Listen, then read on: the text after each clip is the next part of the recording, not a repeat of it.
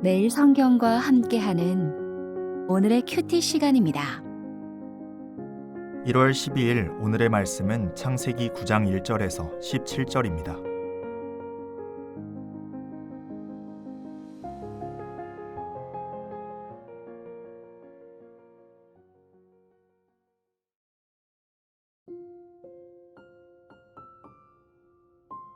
하나님이 노아와 그 아들들에게 복을 주시며 그들에게 이르시되 생육하고 번성하여 땅에 충만하라. 땅의 모든 짐승과 공중의 모든 새와 땅에 기는 모든 것과 바다의 모든 물고기가 너희를 두려워하며 너희를 무서워하리니 이것들은 너희의 손에 붙였음이니라. 모든 산 동물은 너희의 먹을 것이 될지라 채소같이 내가 이것을 다 너희에게 주노라. 그러나 고기를 그 생명되는 피째 먹지 말 것이니라. 내가 반드시 너희의 피 곧 너희의 생명의 피를 찾으리니 짐승이면 그 짐승에게서 사람이나 사람의 형제면 그에게서 그의 생명을 찾으리라. 다른 사람의 피를 흘리면 그 사람의 피도 흘릴 것이니 이는 하나님이 자기 형상대로 사람을 지으셨음이니라. 너희는 생육하고 번성하며 땅에 가득하여 그 중에서 번성하라 하셨더라. 하나님이 노아와 그와 함께한 아들들에게 말씀하여 이르시되 내가 내 언약을 너희와 너희 후손과 너희와 함께한 모든 생물 곧 너희와 함께한 새와 가축과 땅의 모든 생물에게 세우리니 방주에서 나온 모든 것 곧 땅의 모든 짐승에게니라. 내가 너희와 언약을 세우리니 다시는 모든 생물을 홍수로 멸하지 아니할 것이라. 땅을 멸할 홍수가 다시 있지 아니하리라. 하나님이 이르시되 내가 나와 너희와 및 너희와 함께하는 모든 생물 사이에 대대로 영원히 세우는 언약의 증거는 이것이니라. 내가 내 무지개를 구름 속에 두었나니 이것이 나와 세상 사이의 언약의 증거니라.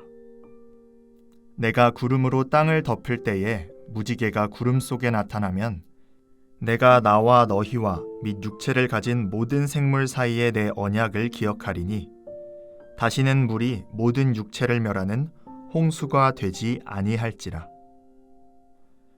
무지개가 구름 사이에 있으리니 내가 보고 나 하나님과 모든 육체를 가진 땅의 모든 생물 사이에 영원한 언약을 기억하리라. 하나님이 노아에게 또 이르시되 내가 나와 땅에 있는 모든 생물 사이에 세운 언약의 증거가 이것이라 하셨더라.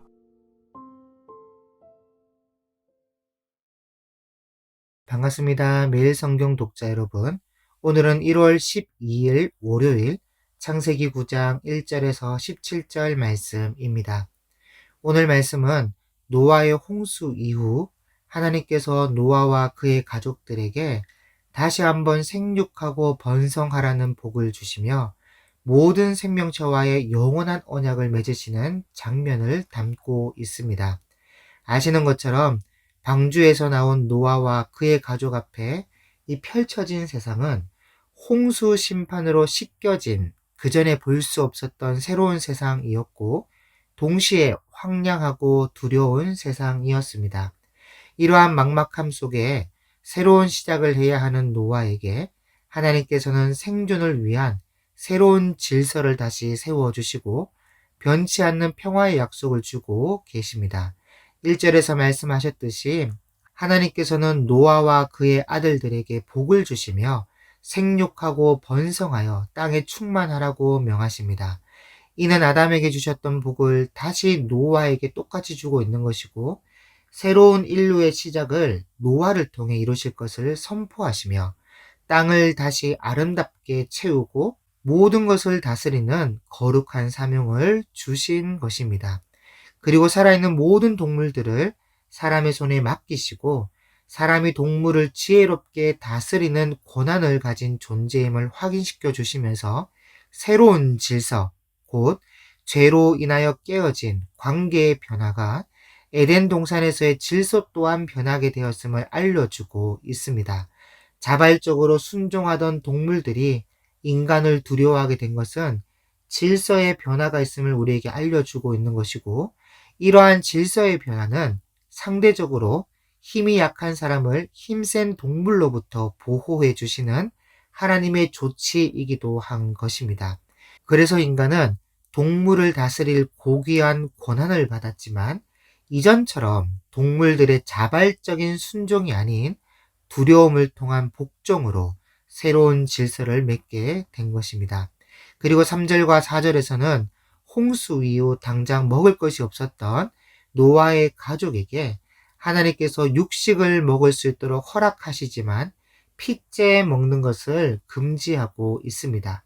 그 이유는 모든 존귀한 생명이 피에 있기 때문이며 그 피는 생명의 주인이신 하나님께 전적으로 속한 것이므로 우리는 마땅히 생명과 이 명령을 존중해야 하고 또한 무고한 사람의 피를 흘리는 자는 반드시 그 피도 흘리게 될 것을 경고하시면서 숭고한 생명의 존엄성을 강조하고 있습니다.